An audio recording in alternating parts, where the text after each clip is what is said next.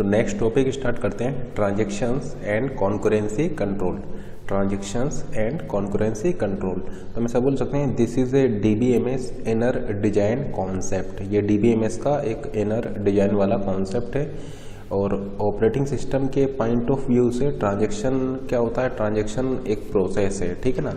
जैसे कि हम आपको ऑपरेटिंग सिस्टम में बताएंगे कि ऑपरेटिंग सिस्टम में आपका क्या होता है, एक प्रोसेस होता है। तो जो ओएस में जिसको आप प्रोसेस बोलते हैं उसी को डीबीएमएस में आप यहाँ पर ट्रांजैक्शन बोल रहे हैं, ठीक है ना। तो ऑपरेटिंग सिस्टम में जो प्रोसेस था वही आपका डीबीएमएस में ट्रांजैक्शन है। तो in operating system point of view transaction is a process. तो जैसे कि ऑपरेटिंग सिस्टम में हम आपको बताएंगे कि एक प्रोसेस के लिए आपका एक डायग्राम होता है, प्रोसेस के लिए आपका एक स्टेट डायग्राम होता है, जिसमें कि आपका एक न्यू स्टेट होता है, रेडी होता है, रनिंग होता है, एग्जिट होता है, वेटिंग होता है, ठीक है ना। तो वहाँ पर हम आपको 5 स्टेट डायग्राम बताएंगे, 6 स्टेट डायग्राम बताएंगे, 7 स्टेट डायग्राम बताएंगे। तो जैसा हमने ऑपरेटिंग सिस्टम में आपको बताएंगे प्रोसेस के केस में जो स्टेट डायग्राम बताएंगे, ठीक उसी तरीके से डीबीएमएस में भी ट्रांजैक्शंस के लिए आपका स्टेट डायग्राम होंगे। तो उसको भी हम यहाँ पर डिस्कस करेंगे। तो सबसे पहले तो ये देखते हैं कि ट्रांजैक्शन क्या होता है, ठीक है ना। ट्रांजैक्शन क्या होता है इसको देखते हैं। तो देखिए ट्रांजैक्शन आपका क्या है, आप ऐसा बोल सकते हैं transaction is a set of read write operation to perform unit of work. Transaction is a set of read write operations, read write set of read write operation to perform unit of work. एक work को perform करने के लिए जो read write operations हम यहाँ पर इस ट्रांजैक्शन के अंदर परफॉर्म करेंगे। जैसे कि एक एग्जांपल से आपको ये क्लियर होगा। मान लीजिए T1 जो है वो एक ट्रांजैक्शन है और ये ट्रांजैक्शन क्या कर रहा है, 500 रुपीज़ का ट्रांसफ़र कर रहा है from account A to B। यानी T1 ट्रांजैक्शन क्या कर रहा है, ट्रांसफ़र कर रहा है 500 रुपीज़ का from account A to account B. Account A से अकाउंट बी में ये 500 रुपीज़ का ट्रांसफ़र कर रहा है। तो ये आपका क्या होगा, एक ट्रांजैक्शन होगा। तो यहाँ पर ट्रांसफ़र आप किस तरीके से कर पाएंगे, तो ट्रांसफ़र आप देखिए इस T1 के लिए ट्रांजैक्शन क्या हो जाएगा। तो T1 के लिए आपका जो ये T1 ट्रांजैक्शन क्या हो जाएगा, तो T1 ट्रांजैक्शन आपका हो जाएगा। देखिए सबसे पहले तो आप क्या करेंगे, इस ट्रांजैक्शन को स्टार्ट करेंगे। तो ये आपका हो गया बिगिन ट्रांजैक्शन, बिगिन ट्रांजैक्शन। आप यहाँ से ट्रांजैक्शन को स्टार्ट किए। अब देखिए आपको ट्रांसफ़र करना है अकाउंट ए से अकाउंट बी में, और वो कितने का करना है, 500 रुपीज़ का करना है, ठीक है ना। तो सबसे पहले आप यहाँ पर क्या करेंगे, आपने ट्रांजैक्शन को स्टार्ट किया। स्टार्ट करने के बाद में आप क्या करेंगे, अकाउंट ए को रीड करेंगे। अकाउंट ए को आपने रीड किया। रीड करने के बाद में देखिए आपको 500 रुपीज़ का ट्रांसफ़र करना है। तो फिर आपने क्या किया, उसमें से ए में से 500 को सब्सट्रैक्ट कर दिया, क्योंकि आपको 500 रुपीज़ का ट्रांसफ़र करना है। तो अकाउंट ए को आपने रीड किया। आर का मतलब क्या है, रीड। और उसके बाद में आपने 500 उसमें से लेस कर दिया। लेस करने के बाद में फिर आपने इस अपडेटेड वैल्यू को राइट कर दिया। इसका मतलब आप ऐसा बोल सकते हैं कि मान लीजिए ए में आपका पहले अगर 3000 था और बी में मान लीजिए आपका पहले 1000 था। तो ये ऑपरेशन होने के बाद आपने रीड किया, 3000 को रीड किया, माइनस 500 किया, यहाँ पर क्या बचा रह जाएगा, आप 2500। यानी आपका यहाँ पर जो बैलेंस हो जाएगा वो आपका हो जाएगा 2500, क्योंकि 500 रुपीज़ जो है वो आपने इसमें से 500 रुपीज़ आपने इसमें से सब्सट्रैक्ट कर दिए हैं। तो आपका ये 2500 रह जाएगा। फिर उसके बाद में आप क्या करेंगे, अकाउंट बी को रीड करेंगे। आपने अकाउंट बी को रीड किया तो ये क्या होगा आपका 1000, और उसमें फिर आप ये 500 को यहाँ पर ऐड कर देंगे, ठीक है ना। तो आपने 500 को ऐड कर देंगे तो ये क्या हो जाएगा, ये आपका हो जाएगा 1500, एंड देन इस वैल्यू का आप यहाँ पर राइट कर देंगे। तो आप यहाँ पर फिर लिखेंगे WB राइट करने के लिए, और फिर आप यहाँ पर लिखेंगे एंड ऑफ ट्रांजैक्शन। यहाँ पर आपका जो ट्रांजैक्शन है वो इस तरीके से एंड हो जाएगा। तो ये आपका एक ट्रांजैक्शन है। तो या तो आप इस तरीके से लिख सकते हैं, या फिर इन शॉर्ट आप इसको इस तरीके से भी लिख सकते हैं, T1 read A, write A, read B and write B, ठीक है ना। तो शॉर्टकट में आप इसको इस तरीके से भी रिप्रेजेंट कर सकते हैं। तो आप क्या बोल सकते हैं, ट्रांजैक्शन क्या है, set of read write operation. ये आपके रीड राइट ऑपरेशन जो है ये क्या होंगे, ट्रांजैक्शन होंगे।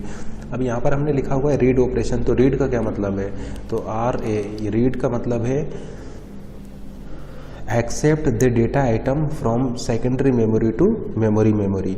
Secondary memory to main memory, यानी आपने रीड किया है आइटम ए को, तो आइटम ए जो है वो आपका सेकेंडरी मेमोरी से आपका मेन मेमोरी में आएगा, क्योंकि मेन मेमोरी में आएगा तभी आप उसको रीड कर पाएंगे, ठीक है ना।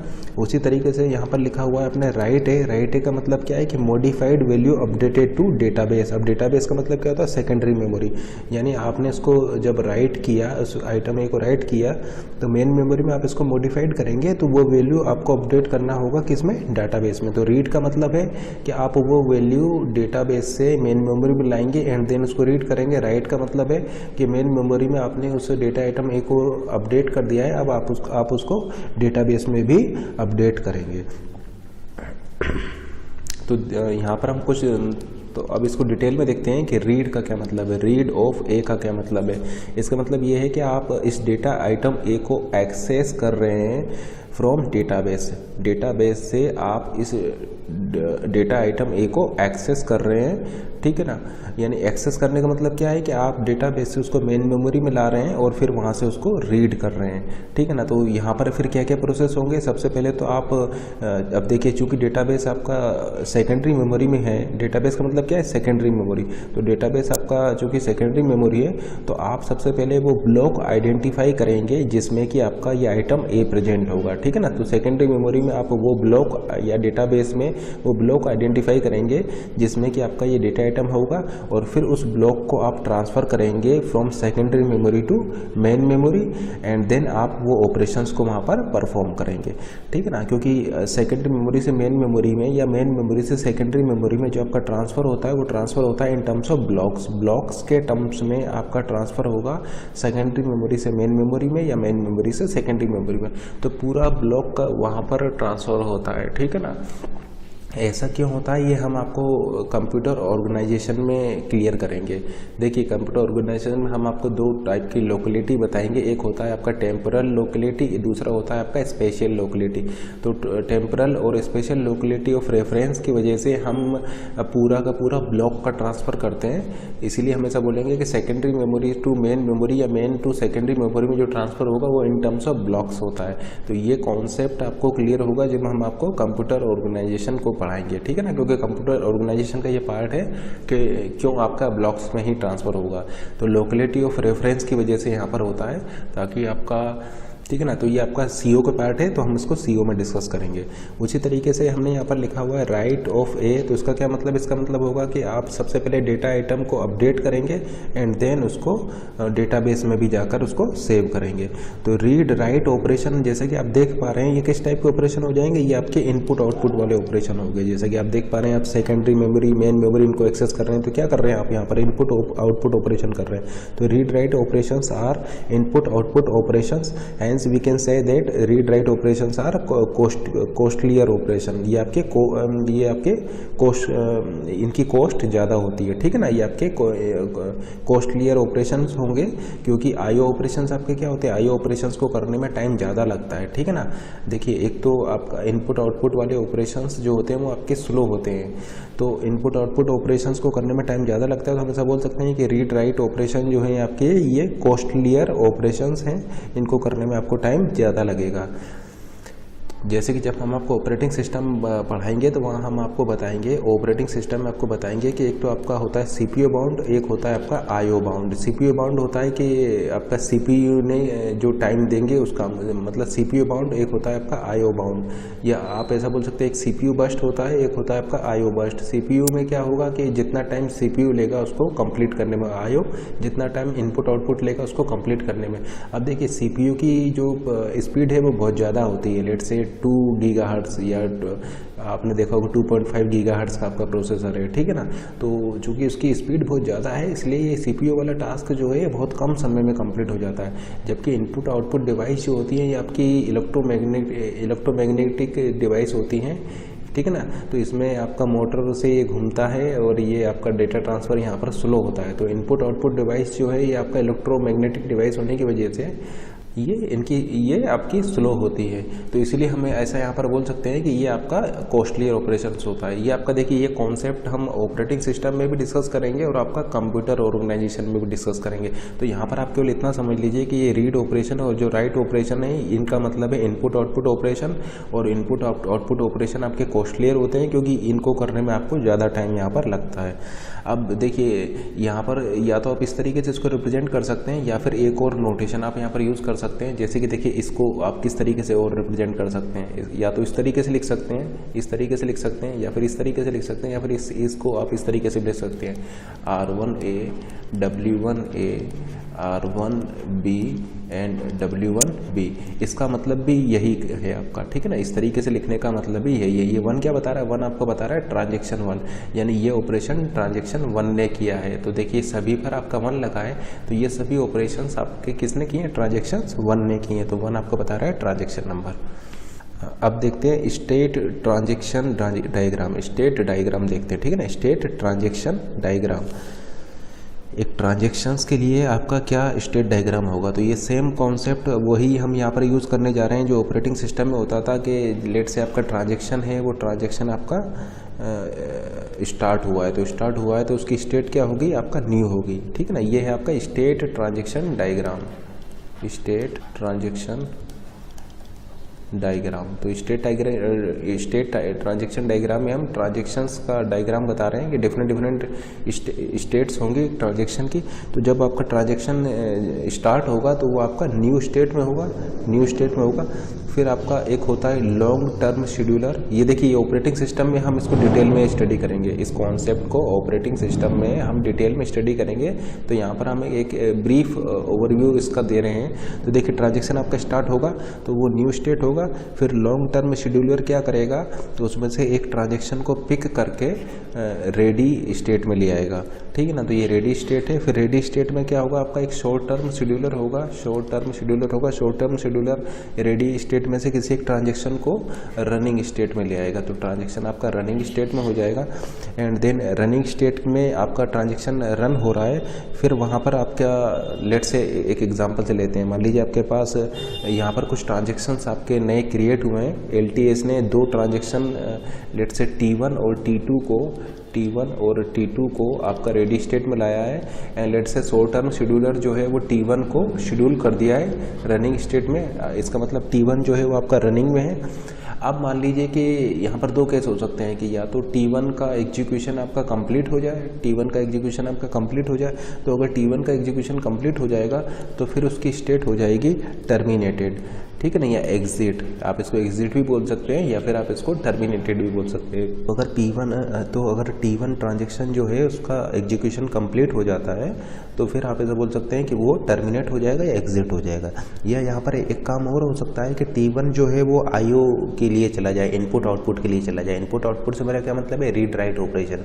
T1 जो है वो IO के लिए चला जाए या IO के लिए वो रिक्वेस्ट कर दे। तो अगर T1 ट्रांजेक्शन IO के लिए रिक्वेस्ट करेगा तो फिर उसकी स्टेट हो जाएगा आपका वेटिंग, वो वेटिंग स्टेट में चला जाएगा।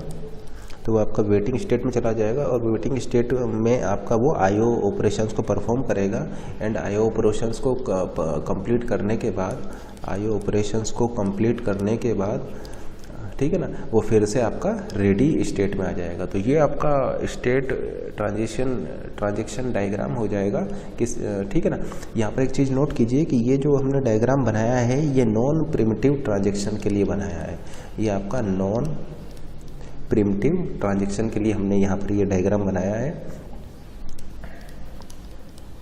ठीक है ना। नॉन प्रिमिटिव ट्रांजेक्शन के लिए है ये, ट्रांजेक्शन और प्रोसेस, या तो आप ट्रांजेक्शन बोल सकते हैं या फिर इसको आप प्रोसेस भी बोल सकते हैं। तो ये नॉन प्रिमिटिव ट्रांजेक्शन के लिए, नॉन प्रिमिटिव क्या होता है, इसको कॉन्सेप्ट को हम डिस्कस करेंगे ऑपरेटिंग सिस्टम में।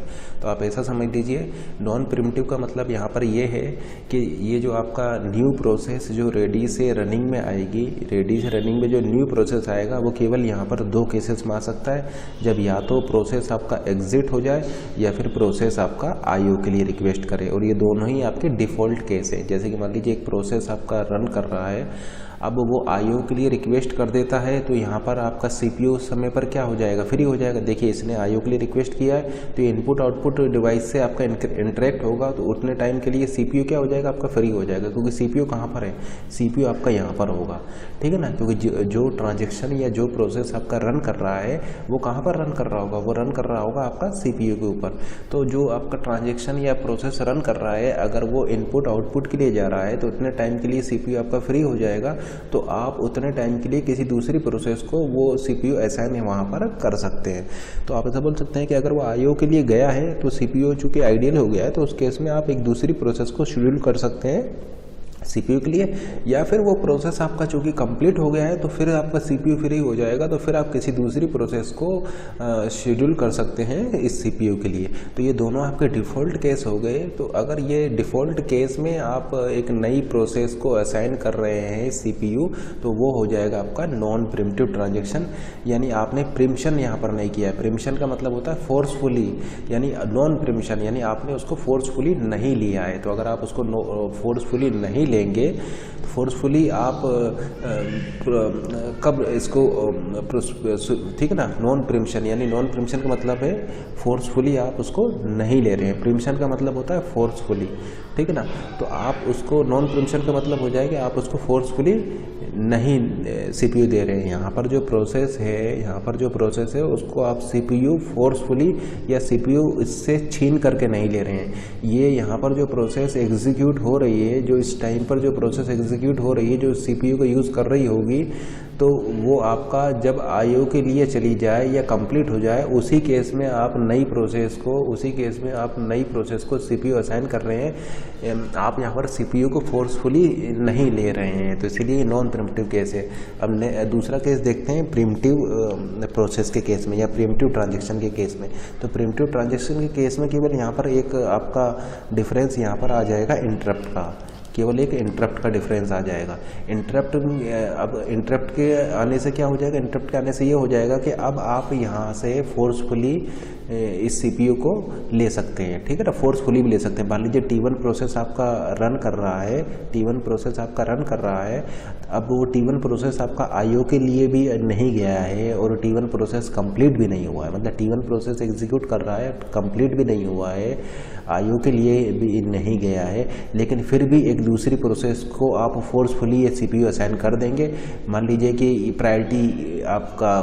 प्रायोरिटी की बात करें, मान लीजिए एक हायर प्रायोरिटी की प्रोसेस यहाँ पर आ जाती है, एक और हायर प्रायोरिटी की प्रोसेस यहाँ पर आ जाती है जिसकी प्रायोरिटी T1 से ज़्यादा है। अब चूंकि इसकी प्रायोरिटी ज़्यादा है तो वो पहले एग्जीक्यूट होगा, तो फिर जो आपका जो यहाँ पर प्रोसेस फिर यहाँ पर जो पहले से प्रोसेस एग्जीक्यूट हो रही थी उसको स्टॉप करके आपको हायर प्रायोरिटी वाली को एग्जीक्यूट कराना होगा। तो स्टॉप करने के लिए आपको क्या करना होगा, इंटरप्ट जनरेट करना होगा। तो ये इंटरप्ट की हेल्प से फिर आप उसको जो एग्जीक्यूट होने वाली जो प्रोसेस उसको इंटरप्ट करके हायर प्रायोरिटी वाली प्रोसेस को आप यहाँ पर फोर्सफुली एग्जीक्यूट करा रहे हैं। तो वो आपका फिर हो जाएगा प्रिमिटिव ट्रांजेक्शन या प्रिमिटिव प्रोसेस डायग्राम। तो ये आपका प्रिमिटिव है और इससे पहले जो था वो आपका नॉन प्रिमिटिव है। ये सारे कॉन्सेप्ट को हम डिटेल में डिस्कस करेंगे जब आपका ऑपरेटिंग सिस्टम को हम एक्सप्लेन करेंगे। यहाँ पर केवल आपको इतना समझना है कि ट्रांजैक्शन का मतलब है प्रोसेस, और उसको डिटेल में हम स्टडी करेंगे जब आपका ऑपरेटिंग सिस्टम को बताएंगे। तो ये यहाँ पर हो सकता है आपको ये कॉन्सेप्ट क्लियर ना हुआ हो, तो इसको केवल अभी आप यहाँ पर इतना ही समझिए कि ट्रांजैक्शन का मतलब है प्रोसेस, और इस कॉन्सेप्ट को हम डिटेल में स्टडी करेंगे ऑपरेटिंग सिस्टम में कि आप प्रिमिटिव का क्या मतलब होता है, नॉन प्रिमिटिव का मतलब होता है कैसे आप फोर्सफुली इसको CPU को एक दूसरी प्रोसेस को असाइन कर सकते हैं, ठीक है ना।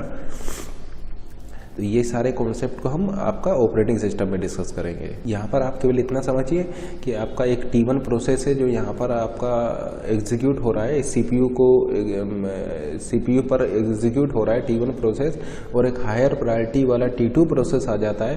तो वो इंटरप्ट की हेल्प से आपका यहाँ पर एक इंटरप्ट भेजेगा, और आपका वो जो है फिर आपका हायर प्रायोरिटी वाली प्रोसेस जो है वो आपका शेड्यूल हो जाएगा, और जो रनिंग वाली प्रोसेस था वो आपका रेडी स्टेट में आ जाएगा। तो चूंकि आपने फोर्सफुली इससे ले लिया है, फोर्सफुली यहाँ पर CPU को यूज़ कर लिया है, फोर्सफुली इस हायर प्रायोरिटी वाली प्रोसेस को CPU असाइन कर दिया है, इसलिए इसको बोलते हैं हम प्रिमिटिव स्टेट डायग्राम। या यहाँ पर हम ऐसा बोलेंगे कि आपने यहाँ पर प्रेम्पशन कर दिया, सीपीयू को फोर्सफुली ले लिया। सीपीयू एक दूसरी प्रोसेस को एग्जीक्यूट कर रहा था, लेकिन हायर प्रायोरिटी की दूसरी प्रोसेस के यहाँ पर आने की वजह से आपने उसको फोर्सफुली उस प्रोसेस से सीपीयू को छीन करके हायर प्रायोरिटी वाले को दे दिया, ठीक है ना। तो यहाँ पर फोर्सफुली आपने चूंकि इसको लिया है, इसलिए आपका ये प्रिमिटिव हो जाएगा। डिटेल में डिस्कस करेंगे हम ऑपरेटिंग सिस्टम। अब देखिए एक और होता है आपका पार्शियली कमिटेड। पार्शियली कमिटेड का मतलब क्या है? पार्शियली कमिटेड का मतलब है all operations are executed except commit, यानी कमिट को छोड़ करके आपके सारे ऑपरेशंस अगर आपके एग्जीक्यूट हो चुके हैं तो उसको हम बोलेंगे पार्शियली कमिटेड। जैसे कि मान लीजिए एक ट्रांजेक्शन आपका एक्टिव है, अब देखिए अगर ये फेल हो जाता है, अगर ये ट्रांजेक्शन आपका फेल हो जाता है तो फेल होने के केस में आप क्या करेंगे? उस ट्रांजेक्शन को एबॉर्ट करेंगे, ठीक है ना, उस ट्रांजेक्शन को एबॉर्ट करेंगे और फिर उसको रोल बैक कर देंगे। रोल बैक क्या होता है ये आपको पता ही होगा, ठीक है ना। अगर ट्रांजेक्शन आपका कहीं से एबॉर्ट हो जाता है तो रोल बैक का मतलब ये है कि आपको उसको फिर से अंडू करना होगा, ठीक है ना। तो रोल बैक का मतलब ये है कि जैसा वो पहले था, एग्जीक्यूशन से पहले था, ठीक वैसा ही आपको उसको करना होगा। यानी जितने चेंजेस आपने किए हैं उन सारे चेंजेस को आपको अंडू करना होगा। तो अगर आपका एक ट्रांजेक्शन एक्टिव है और वो फेल हो जाता है तो फेल होने के केस में फिर आप उसको अंडू करना होगा, ठीक है ना। जैसे मान लीजिए एक ट्रांजेक्शन ये है, ये आपका एग्जीक्यूट हो रहा है। एग्जीक्यूट होने का मतलब ये है कि यहाँ पर कुछ ऑपरेशंस वो परफॉर्म कर चुका है, ठीक है ना। कुछ यहाँ पर वो रीड और राइट ऑपरेशंस यहाँ पर आपको परफॉर्म कर चुका है। अब मान लीजिए ट्रांजेक्शन यहाँ पर आपका फेल हो जाता है तो फिर आपको इस ट्रांजेक्शन को एबॉर्ट करके उसको रोल बैक करना होगा, ठीक है ना। उसको रोल बैक करना होगा, यानी आप इसको क्या करेंगे? अंडू कर देंगे, ठीक है ना। जितने भी चेंजेस आपने किए हैं वो सारे चेंजेस आपको रिवर्ट करने होंगे, ठीक है ना। वो सारे चेंजेस आपको अंडू करना होगा, यानी उस ट्रांजेक्शन को आप ठीक उसी स्टेट में ले आएंगे जैसा कि वो आपका जब स्टार्ट हुआ था उस स्टेट में जब था, ठीक है ना। यानी अंडू कर देंगे, यानी जैसा वो पहले था ठीक उसी स्टेट में उसको ले आएंगे अंडू करके। तो ये हो गया आपका फेल होने के केस में। और अगर मान लीजिए आपका फेल नहीं होता है तो फिर वो आपका जाएगा पार्शियली कमिटेड वाली स्टेट पे, ठीक है ना। तो ये आपका क्या है? पार्शियली कमिटेड है। देखिए अभी कमिट नहीं हुआ है, वो पार्शियली कमिटेड है, यानी all operations are executed except commit.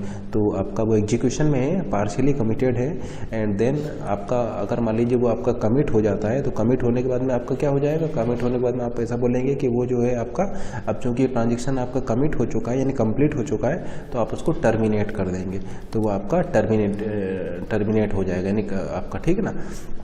और अगर मान लीजिए वो आपका पार्शियली कमिटेड है और वो आपका फेल हो जाता है तो फिर से उसको आपको एबॉर्ट करके उसको रोल बैक करना होगा। तो यहाँ पर एक चीज़ आप यहाँ पर ये और नोट कर सकते हैं कि अगर ट्रांजेक्शन एक बार ट्रांजेक्शन अगर एक कमिट हो चुका है, ट्रांजेक्शन अगर एक बार कमिट हो चुका है तो कमिट होने के बाद चूंकि वो टर्मिनेट हो जाएगा तो इसलिए कमिटेड ट्रांजेक्शन को आप रोल बैक नहीं कर सकते हैं। आप केवल उन्हीं ट्रांजेक्शन्स को एबॉर्ट करके रोल बैक कर सकते हैं जो कि आपके पार्शियली कमिटेड होंगे, ठीक है ना। तो अगर एक ट्रांजेक्शन आपका कमिट हो चुका है देन आप उसको फिर वो टर्मिनेट हो जाएगा, आप उसको वहाँ से रोल बैक नहीं कर सकते हैं। तो रोल बैक ट्रांजेक्शन तभी होगा जब वो आपका पार्शियली कमिटेड हो। अब नेक्स्ट टॉपिक डिस्कस करते हैं एसिड प्रॉपर्टी। एसिड प्रॉपर्टी, तो आप ऐसा बोल सकते हैं, ए का मतलब है यहाँ पर एटोमिसिटी, सी का मतलब है कंसिस्टेंसी, आई का मतलब है आइसोलेशन और डी का मतलब है durability. Atomicity, consistency, isolation and durability. तो आप ऐसा बोल सकते हैं to preserve consistency transaction should satisfy ACID property.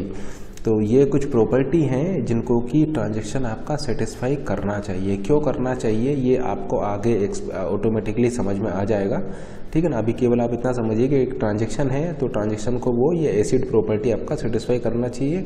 क्यों करना चाहिए वो आपको अभी आपको क्लियर हो जाएगा, ठीक है ना। कंसिस्टेंसी को मेंटेन रखने के लिए आपको ये एसिड प्रॉपर्टी को सेटिस्फाई करना चाहिए।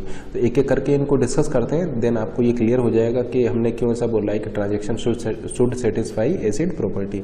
तो सबसे फर्स्ट प्रॉपर्टी देखते हैं एटोमिसिटी, फिर देखेंगे हम कंसिस्टेंसी, फिर देखेंगे हम आइसोलेशन एंड फिर हम देखेंगे ड्यूरेबिलिटी। तो एटोमिसिटी का क्या मतलब है? तो आप ऐसा बोल सकते हैं एटोमिसिटी का क्या मतलब है? एटोमिसिटी का मतलब है execute all the operations of the transaction or none of them. Execute all the operations of the transaction or none of them, या तो आप एक ट्रांजेक्शन्स के सभी ऑपरेशंस को परफॉर्म करेंगे या फिर उनमें से किसी को भी नहीं करेंगे। तो एटोमिसिटी क्या बोलती है? एटोमिसिटी ये बोलती है कि जो ट्रांजेक्शन होना चाहिए वो आपका एटॉमिक होना चाहिए। एटॉमिक का क्या मतलब होता है आपको समझ में आ गया होगा। एटॉमिक का मतलब है कि अपने आप में वो कंप्लीट होना चाहिए। जैसे कि मान लीजिए इस ट्रांजेक्शन में कुछ आपके ऑपरेशंस हैं, ऑपरेशन से मेरा मतलब है रीड राइट ऑपरेशंस होंगे यहाँ पर, तो इस ट्रांजेक्शन में कुछ ऑपरेशंस हैं। तो ऐसा नहीं होना चाहिए कि इस ट्रांजेक्शन्स में से कुछ ऑपरेशंस आप परफॉर्म कर रहे हैं और कुछ को आप नहीं कर रहे हैं एंड देन आपका ट्रांजेक्शन कंप्लीट हो जाए। तो ट्रांजेक्शन को कंप्लीट तभी माना जाएगा जब उसके सारे रीड राइट ऑपरेशंस आपके कंप्लीट हों। ऐसा नहीं है कि आप इस ट्रांजेक्शन में से कुछ ऑपरेशंस को कंप्लीट कर रहे हैं और कुछ ऑपरेशंस को आप कंप्लीट नहीं कर रहे हैं एंड देन आप बोल दे रहे हैं कि ट्रांजेक्शन आपका कंप्लीट हो गया। यानी ट्रांजेक्शन आपका एटॉमिक होना चाहिए। ये एज ए होल आप इसको एक यूनिट की तरीके से इसको ट्रीट करेंगे। इस ट्रांजेक्शन में जो रीड राइट ऑपरेशंस हैं उन सभी रीड राइट ऑपरेशंस को आप एक यूनिट की तरीके से ट्रीट करेंगे। तो आप ऐसा बोल सकते हैं कि या तो ये पूरी यूनिट कंप्लीट होगा या इसमें से कुछ भी कंप्लीट नहीं होगा। ठीक है ना, इसीलिए हमने बोला है कि execute all the operations of the transaction or none of them, या तो ये सभी ऑपरेशंस आपके परफॉर्म होंगे या इनमें से कोई भी ऑपरेशंस आपका परफॉर्म नहीं होना चाहिए। तो ये एटोमिसिटी जो है ये आपका, इसको मेंटेन आप कब कर पाएंगे? इसको मेंटेन आप तब कर पाएंगे जब आपके पास रिकवरी मैनेजमेंट कंपोनेंट होगा। तो ठीक है ना, तो इसका मतलब एटोमिसिटी को मेंटेन करने के लिए आपको रिकवरी मैनेजमेंट कंपोनेंट की ज़रूरत पड़ेगी। रिकवरी मैनेजमेंट कंपोनेंट ये इंश्योर करेगा कि आपका एटोमिसिटी की जो प्रॉपर्टी है वो सेटिस्फाई करे।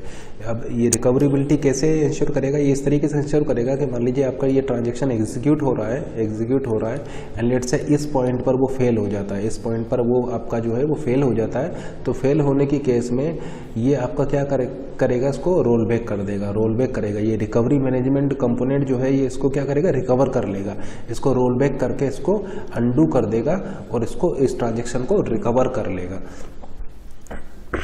ठीक है ना, तो अब चूंकि ये आपका कंप्लीट नहीं हुआ है तो आपने इसको क्या कर लिया है? रिकवर कर लिया है। बीच में ही फेल हो गया था तो इसलिए आपने इसको रिकवर कर लिया है, यानी सारे ऑपरेशंस आपने क्या कर लिए? अंडू कर लिए। तो ये कौन सा केस हो गया है? नन ऑफ देम, आपका एक भी ऑपरेशन यहाँ पर एग्जीक्यूट नहीं हुआ है। दूसरा केस ये हो सकता है कि आप इसको एग्जीक्यूट कर रहे हैं और ये आपका सक्सेसफुली कमिट कर जा रहा है, सक्सेसफुली कमिट कर जा रहा है यानी एग्जिट कर जा रहा है। ठीक है ना, तो या तो ट्रांजेक्शन्स पूरा कंप्लीट होगा या फिर वो बिल्कुल भी कंप्लीट नहीं, या फिर वो आपका पूरा कंप्लीट होगा या फिर नन ऑफ देम, उसमें से कोई भी ऑपरेशंस एग्जीक्यूट नहीं होगा। तो ये कब हो पाएगा? जब आप उसको अंडू कर पाएँ। तो इसके लिए आपको रिकवरी मैनेजमेंट मॉड्यूल की यहाँ पर जरूरत पड़ेगी। तो आप ऐसा बोल सकते हैं रिकवरी मैनेजमेंट मॉड्यूल में आप ऐसा बोल सकते हैं separate module exist and it take care of atomicity property. तो अब ये रिकवर कैसे करेगा? तो रिकवर करने के लिए क्या करेगा? ये आपका लॉग फाइल को मेंटेन करेगा। ठीक है ना, लॉग फाइल्स को ये मेंटेन करेगा। ठीक है ना, तो अगर ये कहीं पर फेल हो जाता है तो उस फेल होने की केस में, अगर ये ट्रांजेक्शन कहीं पर फेल हो जा रहा है तो फेल होने की केस में ये उन लॉग फाइल के बेसिस पर इसको अंडू कर देगा, रिकवर कर लेगा। ठीक है ना, और तो इसलिए ये जो ट्रांजेक्शन है ये जो रिकवरी मैनेजमेंट कंपोनेंट मॉड्यूल है ये आपका क्या करेगा? लॉग फाइल को मेंटेन करेगा। लेकिन अगर ये ट्रांजेक्शन एक बार कंप्लीट हो जाएगा या ये ट्रांजेक्शन जो है वो अगर आपका कमिट हो जाता है, कंप्लीट हो जाता है, सक्सेसफुली एग्जीक्यूटेड हो जाता है पूरा, तो फिर आपका अगर ये कमिट हो चुका है तो फिर आपका ये आप इसको रोल बैक नहीं कर सकते हैं, क्योंकि कमिट होने के बाद ये जो मॉड्यूल है ये इस लॉग फाइल को डिलीट कर देगा। ठीक है ना, तो ये जो मॉड्यूल है रिकवरी मैनेजमेंट कंपोनेंट मॉड्यूल है ये आपका लॉग फाइल को मेंटेन करके रखेगा जब तक कि ट्रांजैक्शन आपका कमिट नहीं हो जाता है, कंप्लीट नहीं हो जाता है। जैसे ट्रांजैक्शन आपका कंप्लीट या कमिट हो जाता है देन ये आपका इस लॉग फाइल को डिलीट कर देगा। अब चूंकि लॉग फाइल आपका डिलीट हो चुकी है तो आप इस ट्रांजैक्शन को रोल बैक नहीं कर सकते हैं इसका। इसीलिए हमने बोला था कि अगर एक ट्रांजैक्शन आपका कमिट हो चुका है तो फिर उस ट्रांजैक्शन को आप रोल बैक नहीं कर सकते हैं, क्योंकि उस केस में उसकी लॉग फाइल जो है वो डिलीट हो जाएगा। लॉग फाइल क्या? लॉग फाइल में आप उन सारे चेंजेस को लिखेंगे जो आपके यहाँ पर आप इसको कर रहे होंगे। जैसे कि मान लीजिए इस ट्रांजेक्शन में आपने ए की वैल्यू आपका 1000 था, ठीक है ना। फिर आपने मान लीजिए एक ही वैल्यू में 500 को सब्सट्रैक्ट कर दिया तो 1000 माइनस 500 हो गया, तो अब एक ही न्यू वैल्यू क्या हो गया आपका 500 हो गया। तो ये सारी चीज़ें आपकी लॉग फाइल में मेंशन होगी, ठीक है ना। ए ओल्ड क्या हो जाएगा आपका 1000 हो जाएगा एंड ए न्यू क्या हो जाएगा, ए न्यू आपका हो जाएगा 500। तो ये सारी इन्फॉर्मेशन आपका यहाँ पर लॉग फाइल में ये मेंटेन करके रखेगा, और जैसे ही कहीं पर अगर आपका ट्रांजेक्शन फेल होता है तो वो उसको रिकवर कर ले जाएगा, उन सारे चेंजेस को अंडू कर देगा, ठीक है ना। इन सारे चेंजेस को अंडू कर देगा, रिवर्स डायरेक्शन में ये फिर से रोल बैक होगा और आपका ये इसको रिकवर कर ले जाएगा। लेकिन अगर ये एक बार कमिट हो चुका है तो ये लॉग फाइल चूंकि आपका डिलीट हो चुकी है, इसलिए फिर वो कमिटेड ट्रांजेक्शन जो है या कंप्लीटेड ट्रांजेक्शन को आप रोल बैक नहीं कर सकते। नेक्स्ट प्रॉपर्टी हम डिस्कस करने जा रहे हैं कंसिस्टेंसी। तो कंसिस्टेंसी आपका क्या होता है, तो आप ऐसा बोल सकते हैं before execution and after execution the database should be in consistent state. Before execution and after execution the database should be in consistent state, यानी एग्जीक्यूशन से पहले और एग्जीक्यूशन के बाद आपका डेटाबेस जो है वो आपका कंसिस्टेंट स्टेट में होना चाहिए। इसका क्या मतलब, इसका मतलब ये है कि मान लीजिए ए का अगर आपका बैलेंस 1000 है और बी का बैलेंस 2000 है एंड आप ट्रांसफ़र कर रहे हैं 500 रुपीज़ का फ्रॉम ए टू बी, तो ट्रांसफ़र होने के बाद ए का अमाउंट रह जाएगा 500 और चूंकि बी में आपने ट्रांसफ़र कर दिया है 500 का, तो ये आपका हो जाएगा 2500, ठीक है ना। तो आप जैसा कि यहाँ पर देख पा रहे हैं इन दोनों का सम क्या है, ए प्लस बी आपका क्या है, ए प्लस बी है आपका 3000 और यहाँ पर ए प्लस बी क्या है, ए प्लस बी है आपका यहाँ पर भी 3000। तो ये आपका सेम होना चाहिए, कंसिस्टेंट होना चाहिए, यानी before execution and after execution database should be in consistent state, ठीक है ना। ए प्लस बी का जो सम है वो आपका सेम होना चाहिए। ऐसा नहीं होना चाहिए कि बिफोर एग्जीक्यूशन तो ये आपका 3000 था, ठीक है ना, और आपका बाद में ये आपका चेंज होकर के कुछ और हो जाए। तो ये कंसिस्टेंसी का मतलब ये है कि before execution and after execution database should be in consistent state. Consistency वहाँ पर होनी चाहिए, ठीक है ना। रॉन्ग आउटपुट आपका वहाँ पर नहीं आना चाहिए। जैसे कि इस कंसिस्टेंसी को हम अभी एक एग्जांपल से आपको क्लियर करेंगे, ठीक है ना। तो ये कंसिस्टेंसी वाले पॉइंट को अभी हम आगे एक एग्जांपल लेंगे, उससे आपको ये क्लियर हो जाएगा। उससे पहले हम आइसोलेशन को डिस्कस कर लेते हैं। तो आइसोलेशन क्या है, आइसोलेशन को एक्सप्लेन करने से पहले हम यहाँ पर पहले आपको शेड्यूल के बारे में बताना चाहेंगे। शेड्यूल आपका क्या होता है, तो पहले हम डिस्कस करते हैं शेड्यूल। तो देखिए शेड्यूल आपको ऑलरेडी पता ही होगा, जैसे कि आपका शेड्यूल क्या होता है। आप मॉर्निंग में जैसे कि मान लीजिए सुबह सुबह उठते हैं, फिर ब्रश करेंगे, ठीक है ना, या फ्रेश होंगे, फिर उसके बाद में ब्रेकफास्ट करेंगे, फिर उसके बाद में आपका कोई काम होगा तो वो करेंगे। तो आपका पूरा डे का क्या रहता है, शेड्यूल रहता है। तो उसी तरीके से ट्रांजेक्शन का शेड्यूल होगा। इसका मतलब शेड्यूल का मतलब क्या है, शेड्यूल का मतलब है किस टाइम पर आप कौन सा काम करेंगे। शेड्यूल का मतलब होता है कि आप किस टाइम पर कौन सा काम करेंगे। तो ट्रांजेक्शन के टर्म्स में हम क्या बोल सकते हैं, ट्रांजेक्शन में भी हम ऐसा बोल सकते हैं कि ट्रांजेक्शन में चूंकि रीड राइट ऑपरेशन होंगे तो किस टाइम पर कौन सा ट्रांजेक्शन कौन सा ऑपरेशन परफॉर्म करेगा ये आपको उसका शेड्यूल बताएगा, ठीक है ना। तो शेड्यूल क्या हो जाएगा, शेड्यूल हो जाएगा टाइम ऑर्डर सीक्वेंस ऑफ 2 और मोर ट्रांजेक्शन। शेड्यूल आपका हो जाएगा टाइम ऑर्डर सीक्वेंस ऑफ 2 और मोर ट्रांजेक्शन, ठीक है ना। टाइम ऑर्डर सीक्वेंस ऑफ 2 और मोर ट्रांजेक्शन, किस टाइम पर आपका कौन सा ट्रांजेक्शन कौन सा ऑपरेशन परफॉर्म करेगा ये आपको एक शेड्यूल बताएगा। जैसे कि एक शेड्यूल हम ले ले रहे हैं, मान लीजिए ये आपका एक ट्रांजेक्शन T1 है और ये एक ट्रांजेक्शन T2 है, ठीक है ना। और ये आपका एक शेड्यूल है। शेड्यूल ये है कि पहले आपका ट्रांजेक्शन T1 रीड कर रहा है, फिर ट्रांजेक्शन T1 राइट कर रहा है, ठीक है ना, एंड फिर ट्रांजेक्शन T2 रीड कर रहा है A को, एंड फिर ट्रांजेक्शन T1 जो है वो रीड कर रहा है B को, एंड देन राइट कर रहा है B को, एंड फिर ट्रांजेक्शन T2 जो है वो आपका रीड कर रहा है B को। तो ये आपका क्या है, एक शेड्यूल है, ठीक है ना। ये आपका एक शेड्यूल है जो कि आपको बता रहा है कि कौन सा ट्रांजेक्शन कौन से टाइम पर कौन सा ऑपरेशन परफॉर्म कर रहा है। जैसे कि आप इसको किस तरीके से इंटरप्रेट करेंगे, इस तरीके से कर सकते हैं कि T1 ट्रांजेक्शन ने A को रीड किया, T1 ट्रांजेक्शन ने A को राइट किया, फिर T2 ट्रांजेक्शन ने A को रीड किया, फिर T1 ट्रांजेक्शन ने B को रीड किया, T1 ट्रांजेक्शन ने बी को राइट किया एंड फिर T2 ट्रांजेक्शन ने बी को रीड किया। तो किस टाइम पर किसने क्या किया ये आपको इस शेड्यूल से क्लियर हो रहा होगा, ठीक है ना। तो ये जो 4 ऑपरेशन आप देख रहे हैं, रीड राइट, ये आपके T1 से रिलेटेड है, ट्रांजेक्शन T1 से रिलेटेड है, और ये 2 ऑपरेशन जो है रीड एंड रीड ये आपके ट्रांजेक्शन T2 से रिलेटेड है। ट्रांजेक्शन T क्या है? ट्रांजेक्शन T है कि आपको अकाउंट ए से अकाउंट बी में आपको 500 रुपीज़ का ट्रांसफ़र करना है, यानी transfer of 500 rupees from account A to account B, ये आपका ट्रांजेक्शन T1 है। जैसे कि हम ऑलरेडी आपको बता चुके हैं, अकाउंट ए को आप रीड करेंगे, फिर उसमें से 500 माइनस करके उसको आप राइट कर देंगे,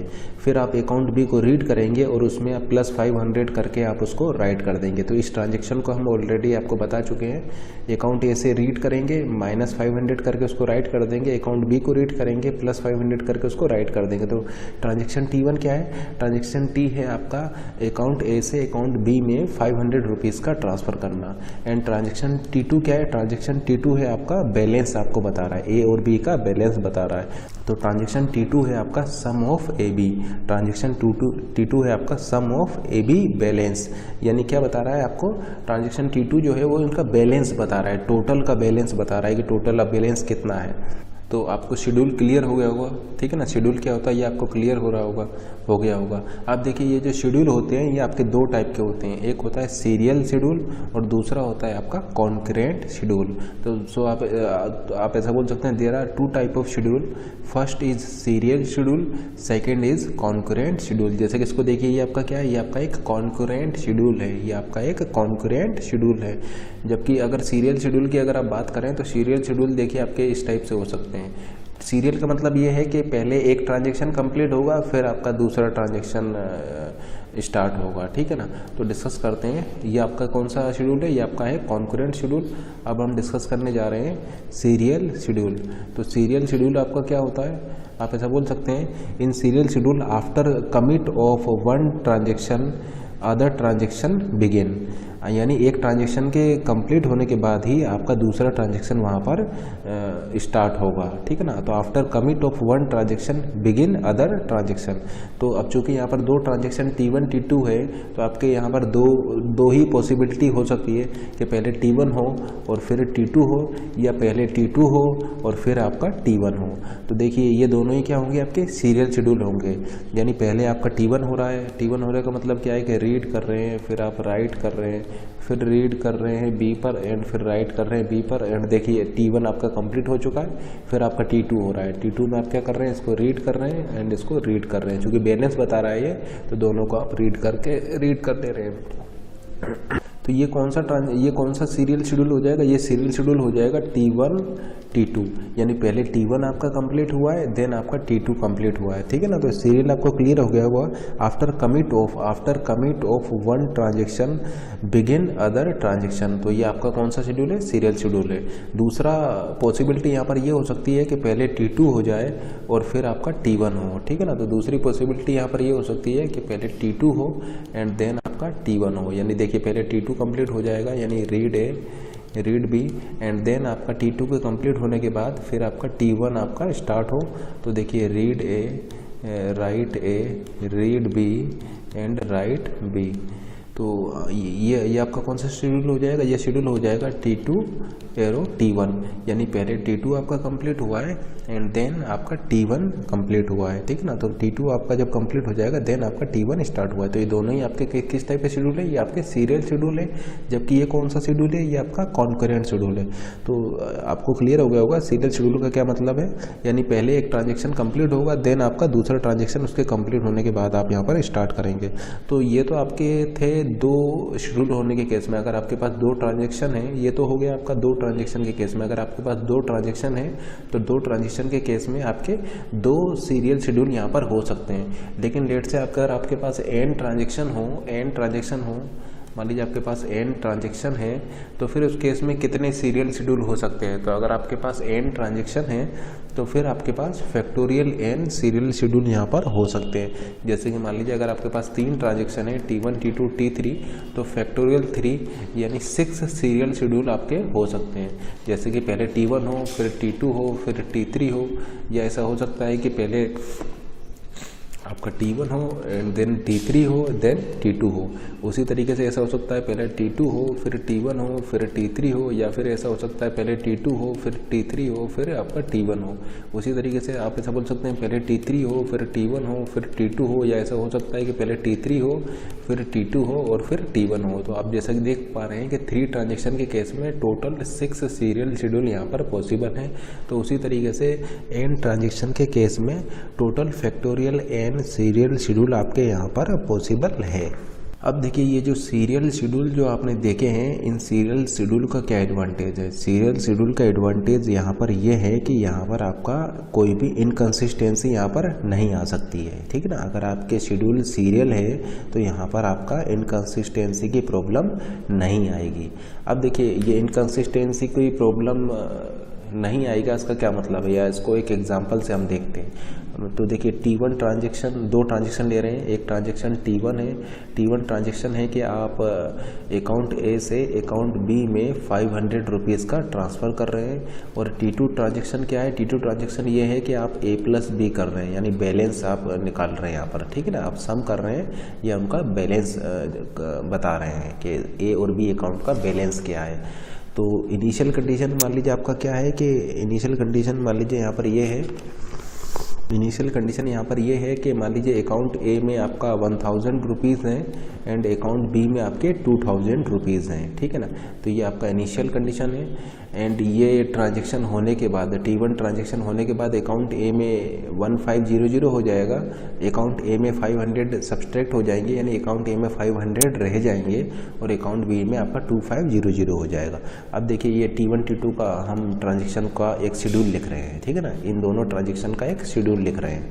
आपने क्या किया, सबसे पहले आपने ए को रीड किया, फिर आपने ए को राइट किया। तो आपने ए को रीड किया, ठीक है ना। सबसे पहले आपने क्या किया, ए को रीड किया, तो रीड करने पर ये क्या हो जाएगा, 1000 हो जाएगा। फिर आपने इसमें -500 किया, -500 किया और फिर आपने राइट कर दिया, यानी 500 माइनस होने के बाद में ये क्या हो जाएगा, आपका ए हो जाएगा 500, ठीक है ना। फिर मान लीजिए मैं ट्रांजेक्शन T2 को यहाँ पर लिख देता हूँ, read A and read B, ठीक है ना। ये आपका ट्रांजेक्शन T2 है। ट्रांजेक्शन T2 क्या कर रहा है, बैलेंस कैलकुलेट कर रहा है, इनका सम कैलकुलेट कर रहा है। और T1 ट्रांजेक्शन में अभी देखिए ऑपरेशंस अभी कुछ बचे रह गए हैं। T1 में कौन सा बचा रह गया है कि आप B को रीड करेंगे और फिर आप B को राइट करेंगे, ठीक है ना। अब देखिए ये आपका ये 2 लाइन एग्जीक्यूट, देखिए आपका ये इतना पार्ट एग्जीक्यूट हो चुका है। इतना पार्ट एग्जीक्यूट होते ही ए का बैलेंस क्या हो जाएगा, 5000। अब T2 ट्रांजेक्शन क्या कर रहा था, आपका बैलेंस बता रहा था। तो यहाँ से वो कितना रीड करेगा, क्योंकि ए क्या हो चुका है, आपका ए हो चुका है आपका 500, यानी ये यहाँ से 500 रीड करेगा। बी क्या है आपका, बी है आपका 200। देखिए ए क्या हो चुका है, ए हो चुका है आपका 500, तो वो 500 रीड करेगा।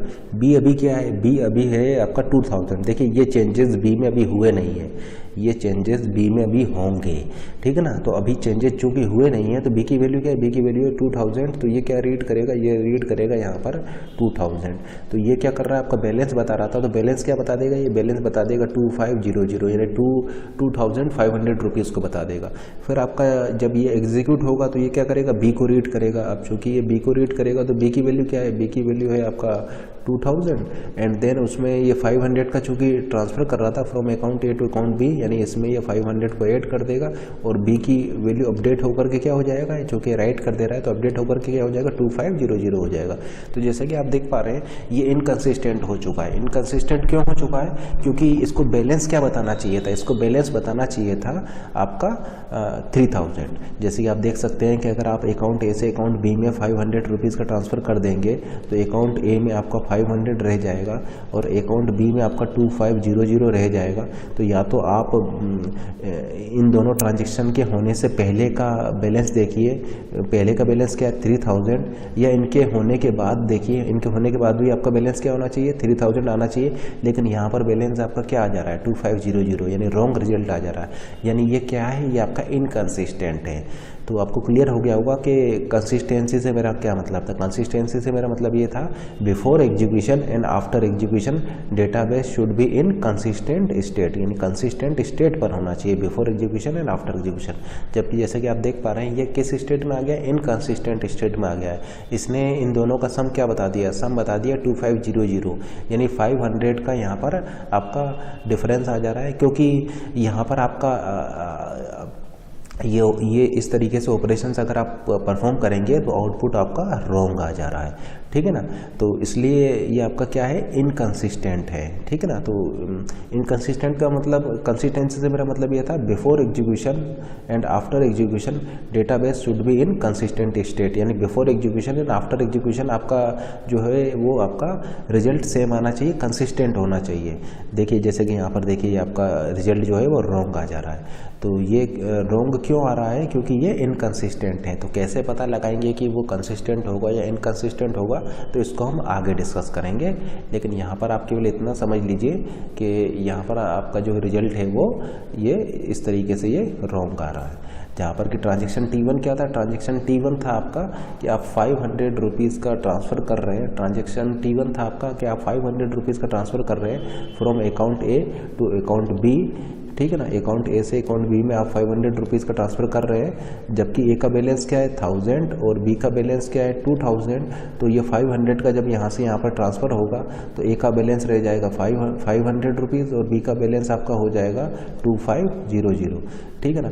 तो जैसे कि आप यहाँ पर देख पा रहे हैं ये ट्रांजेक्शन T2 जो कि बैलेंस बता रहा था, ये रॉन्ग आंसर यहाँ पर दे रहा है। जबकि अगर ये सीरियली होते, अगर ये आपका सीरियली होते, मान लीजिए आप इस तरीके से इसको लेते कि पहले आप T1 को कंप्लीट कराएं, यानी आपने लिखा रीड ए, राइट ए, फिर आपने लिखा रीड बी, राइट बी, और फिर आप यहाँ पर लिखते हैं रीड ए, रीड बी। तो देखिए जब ये चारों ऑपरेशन आपके हो चुके हैं, यानी ये काम आपका हो चुका होगा, ठीक है ना। आपका ट्रांजेक्शन T1 में ये सारे ऑपरेशन जो कि हो चुके हैं, इसका मतलब ये 500 रुपीज़ का ट्रांसफ़र हो चुका होगा। तो अब यहाँ पर ए को क्या रीड करेगा, ये ए को रीड करेगा 500 अपडेटेड वैल्यू, और बी को क्या रीड करेगा, बी को रीड करेगा ये 2500। अब जैसे कि आप देख सकते हैं सब निकालने पर आपका आंसर 3000 आएगा। तो ये कंसिस्टेंट है। अब देखिए चूँकि सीरियल था तो सीरियल होने की वजह से क्या है, ये आपका कंसिस्टेंट है। या आप अगर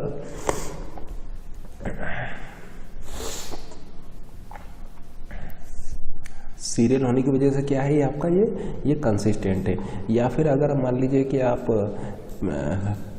पहले T2 को एग्जीक्यूट कराएं और फिर T1 को एग्जीक्यूट कराएं, जैसे कि ये वाला, ये कौन सा केस था, ये केस था आपका कि पहले आपने T1 को कराया था फिर आपने T2 को कराया। अब देखते हैं कि अगर मान लीजिए पहले आप T2 को कराते और फिर आप T1 को एग्जीक्यूट कराते, यानी पहले T2 एग्जीक्यूट हुआ है फिर T1। अब देखिए ए को क्या रेट करता है, अब चूँकि ये चेंजेस हुए नहीं हैं, ये ट्रांसफ़र 500 रुपीज़ का ट्रांसफ़र अभी हुआ नहीं है, तो ए की वैल्यू को क्या रेट करता है 1000, ठीक है ना। बी की वैल्यू को क्या रेट करता है 2000। तो जैसे कि आप देख पा रहे हैं अभी सम क्या है आपका, सम होता है आपका 3000, ठीक है ना। और ये ऑपरेशंस होने और फिर आप ये ऑपरेशंस को यहाँ पर कर देते। तो जैसे कि आप देख पा रहे हैं अभी भी आपका कौन सी स्टेट में, कंसिस्टेंट स्टेट में, लेकिन ये कौन सी स्टेट में आ गया है, ये आ चुका है आपका इनकंसिस्टेंट स्टेट में, ठीक है ना। ये इनकंसिस्टेंट स्टेट में आपका आ चुका है। तो इसीलिए हमने आपको बोला था कि अगर शेड्यूल आपके सीरियल होंगे तो वो आपके कंसिस्टेंट होंगे, वहाँ पर इनकंसिस्टेंट की प्रॉब्लम आपका नहीं आएगा, ठीक है ना। लेकिन कॉन्करेंट शेड्यूल में ऐसा हो सकता है। देखिए हमने ये नहीं बोला है कि हमेशा होगा,